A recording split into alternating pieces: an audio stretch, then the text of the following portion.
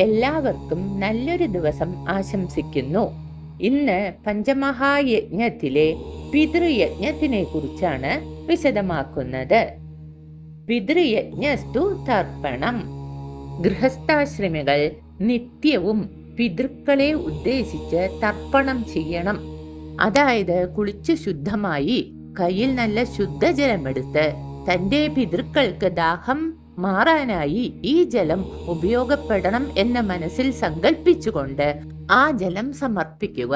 ഇതാണ് നിത്യവും ചെയ്യേണ്ട പിതൃയജ്ഞം. കൂടാതെ വർഷം തോറും ചെയ്യുന്ന ശ്രാദ്ധം, ബലിതർപ്പണം എന്നിവ മുടങ്ങാതെ ചെയ്യണം.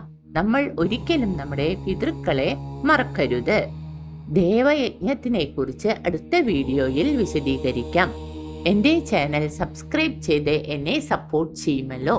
എൻ്റെ പേര് ലളിതാംബിക വിശ്വനാഥൻ. സർവത്ര ഗോവിന്ദനാമ സങ്കീർത്തനം.